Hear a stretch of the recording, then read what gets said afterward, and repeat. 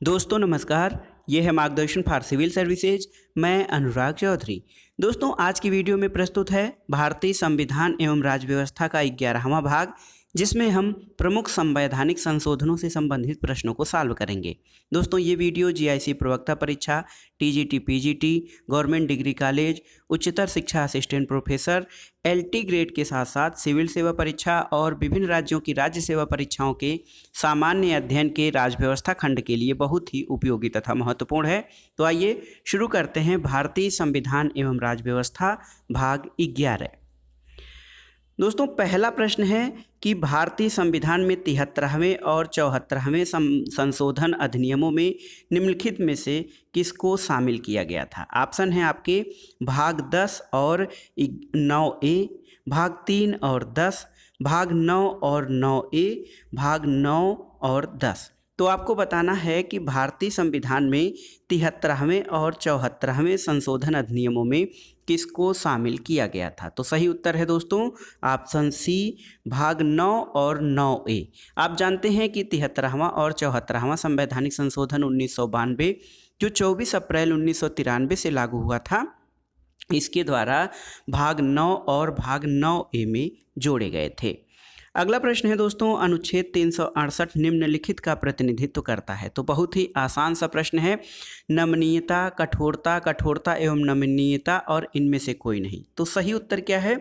सही उत्तर है आपका ऑप्शन सी, अनुच्छेद 368, जिसमें कि संवैधानिक संशोधन प्रक्रिया का प्रावधान किया गया है। दोस्तों ये कठोरता और नमनीयता दोनों का मिश्रण है, क्योंकि भारतीय संविधान में जो संसद को संविधान संशोधन की शक्ति प्रदान की गई है, उसमें से कुछ संशोधन ऐसे होते हैं जो आसानी से होते हैं यानी नमनीय हैं, और कुछ संशोधनों के लिए कठोर प्रावधानों का जो है वर्णन किया गया है। अगला प्रश्न है, भारतीय संविधान में निम्नलिखित में से कौन सी विशेषताएं पाई जाती हैं? संशोधन की बहुल प्रक्रियाएं, राज्यों को संशोधन की पहल करने का अधिकार नहीं है, कुछ संशोधन केवल राज्य विधानमंडल द्वारा ही पारित किए जा सकते हैं, और घ है संविधान संशोधन संबंधी विवादों के समाधान के लिए संसद के सदनों की संयुक्त बैठक। तो नीचे दिए गए कूट हैं दोस्तों, इसमें से आपको सही उत्तर बताना है कि इसमें से सही कौन है। तो सही उत्तर है भारतीय संविधान में संशोधन की बहुल प्रक्रिया अपनाई जाती है और राज्यों को संशोधन की पहल करने का अधिकार नहीं है। तो क और ख आपके सही हो जाएंगे। अगला प्रश्न है दोस्तों, अनुच्छेद 368 को निम्न संशोधन से संशोधित किया गया। तो जो अनुच्छेद 368 है, इसमें किस संशोधन से संशोधन किया गया था? ऑप्शन देखिए 24, 2, 7 या 20। तो सही उत्तर है 24वें संविधान संशोधन 1971 द्वारा अनुच्छेद 13 और अनुच्छेद 368 में संशोधन किया गया, और ये निर्धारित किया गया था कि अनुच्छेद 368 में दी गई प्रक्रिया द्वारा मूल अधिकार यानी जो हमारे फंडामेंटल राइट्स हैं, उनका भी संशोधन किया जा सकता है। अगला प्रश्न देखते हैं दोस्तों, निम्नलिखित में से किस एक वाद ने भारतीय संसद को 24वां संवैधानिक संशोधन लागू करने के लिए प्रेरित किया? ऑप्शन देखते हैं। ऑप्शन है शंकरी प्रसाद case, Keshavananda Bharti case, Golaknath case या साहबानो केस। तो सही उत्तर क्या है दोस्तों? सही उत्तर है आपका गोलकनाथ केस। गोलकनाथ केस जो है 1971 में जो है 24वें संविधान संशोधन द्वारा ये निश्चित किया गया था कि संसद को संविधान के मूल अधिकारों सहित किसी भी उपबंध को संशोधित करने का अधिकार होगा। अगला प्रश्न है, छठा प्रश्न है, भूतपूर्व राजाओं के विशेषाधिकार ये जो है किस संवैधानिक संशोधन द्वारा समाप्त किए गए थे? आपको बताना है। ऑप्शन है 25वां, 26वां, 27वां या इनमें से कोई नहीं। तो सही उत्तर है दोस्तों 26वां संवैधानिक संशोधन। 26वां संविधान संशोधन अधिनियम 1971 द्वारा जो भूतपूर्व देशी रियासतों के शासकों का प्रीवी पर्स था या विशेषाधिकार था, उसको समाप्त किया गया था, और इस संशोधन में अनुच्छेद 363 में क उपबंध जोड़कर कुछ प्रावधान किए गए कि ऐसे राजा, प्रमुख या अन्य व्यक्ति जिसे 26वें संशोधन से पहले किसी समय राष्ट्रपति से देशी राज्य के शासक के रूप में या उत्तराधिकारी के रूप में मान्यता प्राप्त थी, उसे इस संशोधन के माध्यम से समाप्त किया गया है। और 26वें संशोधन से ऐसे देशी राजाओं या उनके उत्तराधिकारी को निजी थैलियों या प्रीवी पर्स के संदाय को समाप्त किया गया है। तो सही उत्तर है 26वें संविधान संशोधन द्वारा जो है भूतपूर्व राजाओं के प्रीवी परसेज को समाप्त कर दिया गया था। अगला प्रश्न है, हमारे संविधान में प्रीवी पर्स और विशेषाधिकारों का उन्मूलन किस संवैधानिक संशोधन द्वारा किया गया था, आपको बताना है। तो आप जानते हैं दोस्तों, सही उत्तर है 26वां संविधान संशोधन। अगला प्रश्न है, भारतीय संविधान की प्रस्तावना में 42वें संविधान संशोधन द्वारा कौन से शब्द जोड़े गए थे। तो आप जब पढ़ते हैं, शुरुआत करते हैं, जब हम पढ़ना शुरू करते हैं भारतीय संविधान की प्रस्तावना, तो उसमें ये लिखा है कि हम भारत के लोग भारत को एक संपूर्ण प्रभुत्व संपन्न समाजवादी पंथ निरपेक्ष लोकतंत्रात्मक गणराज्य बनाने के लिए और आगे। तो ऐसे जो हम अब जो वर्तमान में हम प्रस्तावना पढ़ते हैं या उद्देशिका पढ़ते हैं, ये मूल उद्देशिका से थोड़ी अलग है। और 42वें संविधान संशोधन द्वारा इसमें कुछ शब्द जोड़े गए थे। वो शब्द हैं समाजवादी, धर्मनिरपेक्ष और राष्ट्र की अखंडता। तो सही उत्तर है ऑप्शन डी, समाजवादी, धर्मनिरपेक्ष और राष्ट्र की अखंडता शब्द 42वें संविधान संशोधन 1976 द्वारा सब प्रस्तावना में जोड़े गए थे। अगला प्रश्न है, किस संविधान संशोधन द्वारा भारतीय संविधान की भूमिका में समाजवादी शब्द और धर्मनिरपेक्ष शब्द जोड़े गए थे। तो बताने की आवश्यकता नहीं है विकल्प बताने की, आप जानते हैं 42वें संविधान संशोधन द्वारा। अगला प्रश्न है, भारत के संविधान में किस संशोधन द्वारा मौलिक कर्तव्यों का समावेश किया गया था। तो दोस्तों, मौलिक कर्तव्यों का समावेश भारतीय संविधान में 42वें संविधान संशोधन द्वारा सरदार स्वर्ण सिंह कमेटी की सिफारिशों के आधार पर किया गया था। अगला प्रश्न देखते हैं दोस्तों, भारत के किस संविधान संशोधन में संविधान की प्रस्तावना में राष्ट्रीय एकता के साथ अखंडता शब्द जोड़ा गया था। तो ये आपका संविधान संशोधन 42वां है। इसके द्वारा 42वें संविधान संशोधन के द्वारा भारतीय संविधान की प्रस्तावना में समाजवादी, पंथनिरपेक्ष और अखंडता शब्द जोड़े गए थे। अगला प्रश्न देखिए, किस संशोधन द्वारा संविधान में नागरिकों के मौलिक कर्तव्य जोड़े गए थे। तो मौलिक कर्तव्य 42वें संविधान संशोधन द्वारा जोड़े गए थे। वर्तमान में जो हमारे मौलिक कर्तव्य हैं उनकी संख्या 11 है और ये संविधान के भाग 4 क में अनुच्छेद 51 क में है। मौलिक कर्तव्यों के बारे में कुछ विशेष जानकारी, 26 जनवरी 1950 को जो संविधान लागू किया गया था उसमें मूल कर्तव्य या फंडामेंटल ड्यूटीज़ का उल्लेख नहीं था। मूल कर्तव्यों का समावेश स्वर्ण सिंह समिति की सिफारिशों के आधार पर किया गया। मूल कर्तव्यों के पीछे कोई अधिशास्ति नहीं है, कोई दबाव नहीं है। उनका पालन कराने या उल्लंघन होने पर दंड देने का संविधान में कोई उपबंध नहीं है। 42वें संविधान संशोधन अधिनियम संसद को यह शक्ति प्रदान करता है कि वह विधि बनाकर मूल कर्तव्यों के उल्लंघन की दशा में दोषी व्यक्तियों के लिए दंड की व्यवस्था करे। और 86वें संविधान संशोधन अधिनियम 2002 द्वारा अनुच्छेद 51 क में एक नया खंड ट अंतः स्थापित किया गया था। अगला प्रश्न देखते हैं दोस्तों, भारतीय संविधान के किस संशोधन द्वारा आंतरिक अशांति पद के स्थान पर सशस्त्र विद्रोह शब्द का प्रयोग किया गया है। ऑप्शन है 44वां संशोधन, 43वां, 42वां या 41वां। तो सही उत्तर है दोस्तों 44वें संशोधन के द्वारा, यानी ऑप्शन ए 44वें संशोधन के द्वारा आंतरिक अशांति पद के स्थान पर सशस्त्र विद्रोह शब्द का प्रयोग किया गया था अनुच्छेद 352(1) में। 352(1) में जो है आपात की उद्घोषणा से संबंधित प्रावधान किए गए हैं और इसमें पहले आंतरिक अशांति शब्द था, लेकिन 44वें संशोधन द्वारा इसको बदलकर सशस्त्र विद्रोह कर दिया गया था। राष्ट्रपति अनुच्छेद 352 के आधार पर आपातकाल की घोषणा कर सकते हैं, जबकि मंत्रिमंडल लिखित रूप से राष्ट्रपति को ऐसा करने का परामर्श दे। और 3 स्थितियों में राष्ट्रीय आपात की घोषणा की जा सकती है: युद्ध, बाह्य आक्रमण और सशस्त्र विद्रोह।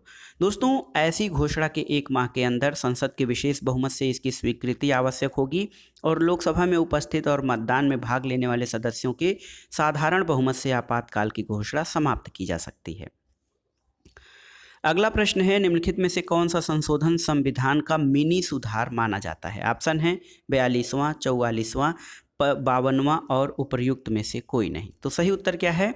संविधान का मिनी सुधार 42वें संविधान संशोधन को कहा जाता है। 42वां संशोधन 1976 ये सबसे बड़ा संशोधन रहा और ये भी कहा जाता है कि 42वां संविधान संशोधन लघु संविधान कहा जाता है। अगला प्रश्न है, किस संवैधानिक संशोधन ने राज्य को की नीति निर्देशक सिद्धांतों का विस्तार किया है? ऑप्शन है 42वां, 44वां, 25वां या 45वां। तो सही उत्तर है 42वां संविधान संशोधन। दोस्तों 42वां संविधान संशोधन राज्य के नीति निर्देशक सिद्धांतों का विस्तार किया है। अगला प्रश्न है, निम्नलिखित में से संविधान के किस संशोधन द्वारा स्पष्ट रूप से ये बताया गया कि भारत का राष्ट्रपति मंत्रिपरिषद द्वारा दिए गए परामर्श को मानने के लिए बाध्य है? ऑप्शन देखिए 25वां, 38वां, 42वां या 45वां। तो सही उत्तर है दोस्तों ऑप्शन सी 42वां संविधान संशोधन। दोस्तों हमारे संविधान के अनुच्छेद 74 में राष्ट्रपति को सहायता और परामर्श देने के लिए एक मंत्रिपरिषद की व्यवस्था की गई है और 42वें संशोधन 1976 के द्वारा ये व्यवस्था की गई है कि राष्ट्रपति मंत्रिपरिषद के किसी भी परामर्श को मानने के लिए बाध्य होगा।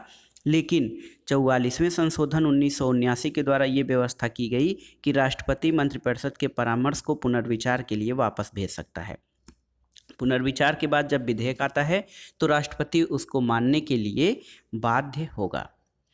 अगला प्रश्न है, भारत के संविधान की 10वीं अनुसूची जोड़ी गई है। तो 10वीं अनुसूची दल बदल निरोधक कानून से संबंधित है और आप जानते हैं ये है 52वां संविधान संशोधन यानी 52nd अमेंडमेंट ऑफ कॉन्स्टिट्यूशन, जिसके अंतर्गत 10वीं अनुसूची जोड़कर दल बदल विरोधी कानून का निर्माण किया गया है। अगला प्रश्न देखते हैं, राजनीतिक अस्थिरता को जन्म देने वाली दल बदल की परंपरा को किस संशोधन द्वारा सीमित किया गया है? राजनीतिक अस्थिरता को जन्म देने वाली दल बदल की परंपरा को किस संशोधन द्वारा? तो सही उत्तर है आपका 52वां संविधान संशोधन।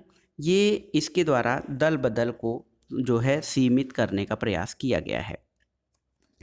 अगला प्रश्न है दोस्तों बहुत ही महत्वपूर्ण, भारत में वयस्क मताधिकार के लिए मूलतः 21 वर्ष की अवस्था निर्धारित थी, लेकिन अब इसे घटाकर कितना कर दिया गया है? आप जानते हैं अब जो है मतदान की न्यूनतम आयु सीमा 18 वर्ष कर दी गई है और ये किस वर्ष में हुआ था?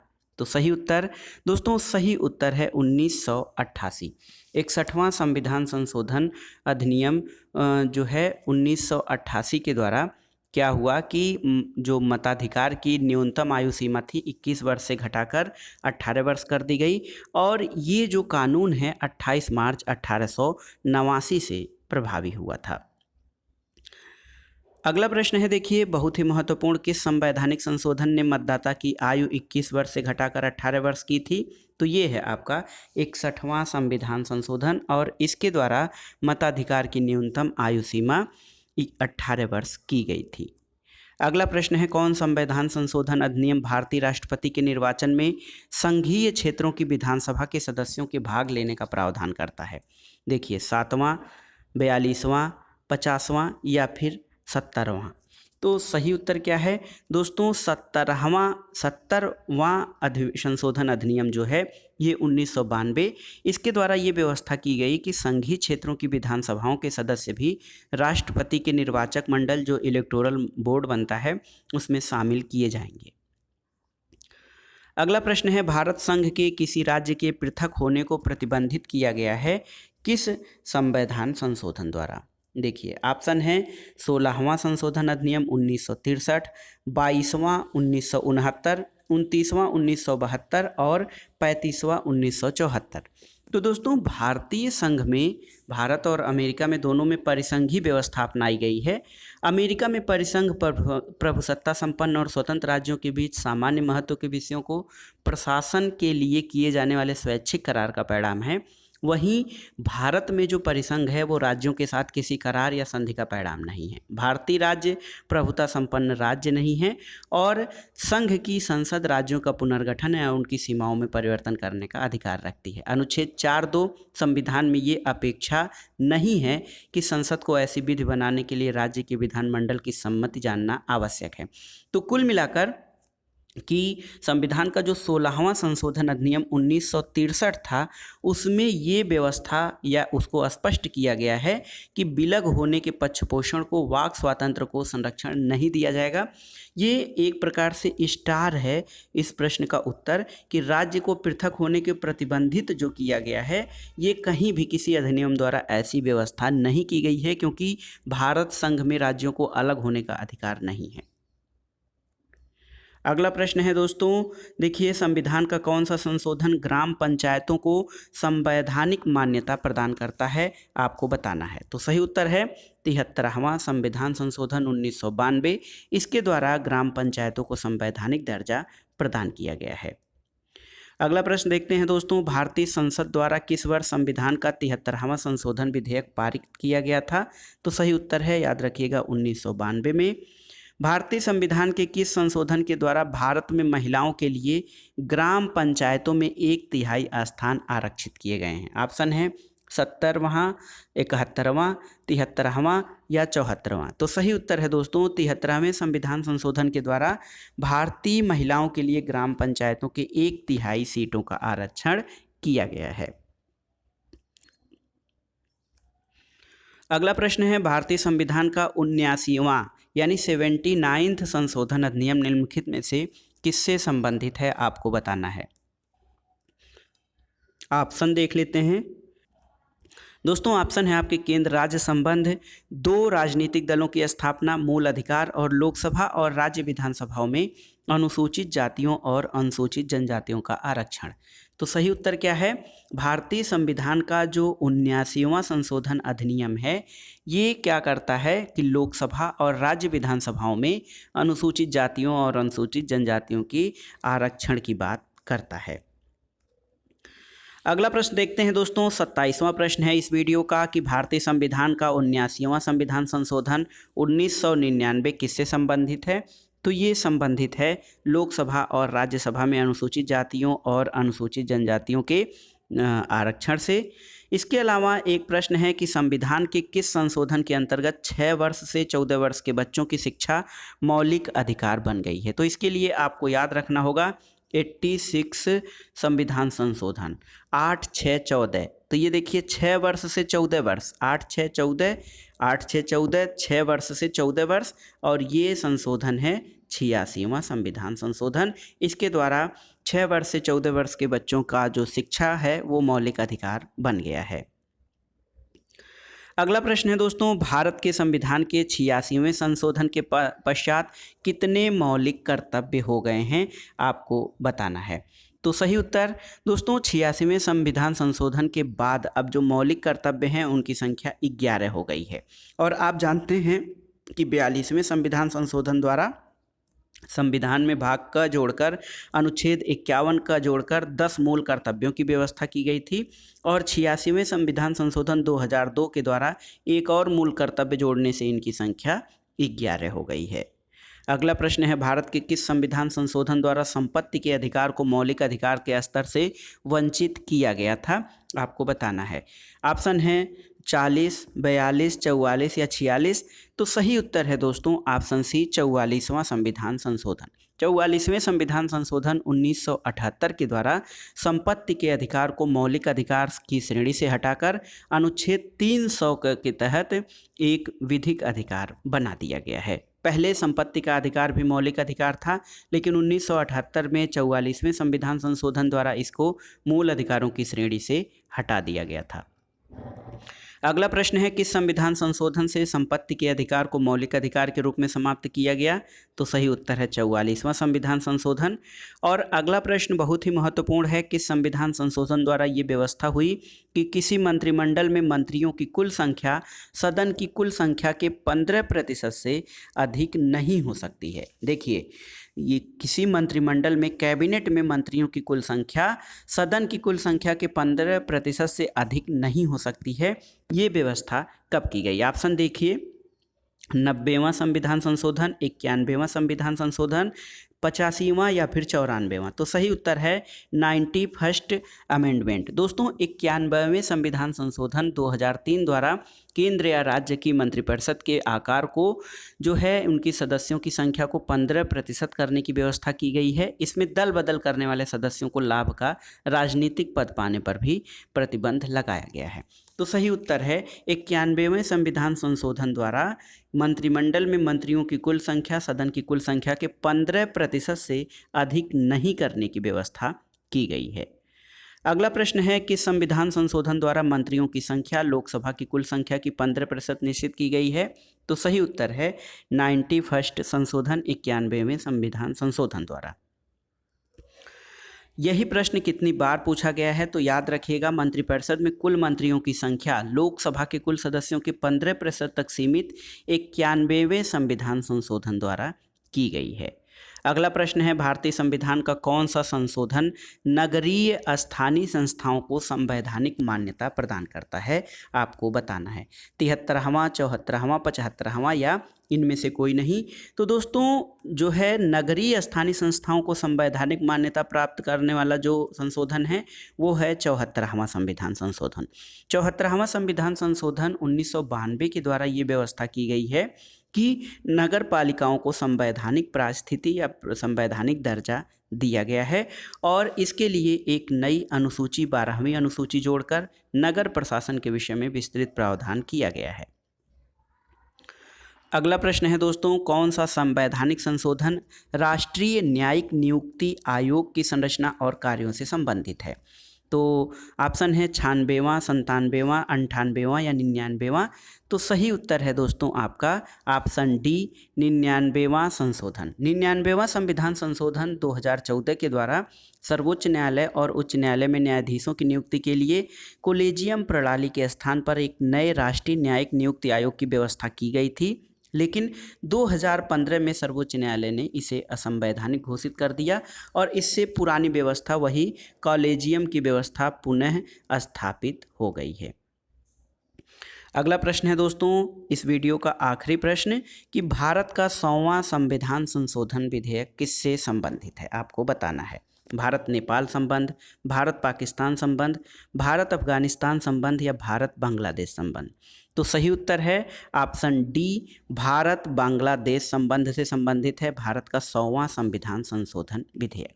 दोस्तों 100वां संविधान संशोधन अधिनियम 2015 ये भारत और बांग्लादेश के बीच भूमि समझौते से संबंधित है और इस विधेयक का उद्देश्य भारत और बांग्लादेश में हुए 41 साल पुराने भू सीमा समझौता यानी LBA 1974 को प्रभाव में लाना है। तो ये था आज का वीडियो, भारतीय संविधान और राज्य व्यवस्था से संबंधित महत्वपूर्ण प्रश्न, जिसमें हमने संविधान संशोधन से संबंधित महत्वपूर्ण प्रश्नों को हल किया। ये प्रश्न सभी प्रतियोगी परीक्षाओं के लिए बहुत ही उपयोगी तथा महत्वपूर्ण है, आप इसे तैयार कर लीजिएगा। दोस्तों वीडियो आपको कैसा लगा हमें कमेंट बॉक्स में ज़रूर बताइएगा। वीडियो को लाइक करें, शेयर करें और इस चैनल मार्गदर्शन फॉर सिविल सर्विसेज को सब्सक्राइब करें। वीडियो देखने के लिए धन्यवाद दोस्तों, नमस्कार।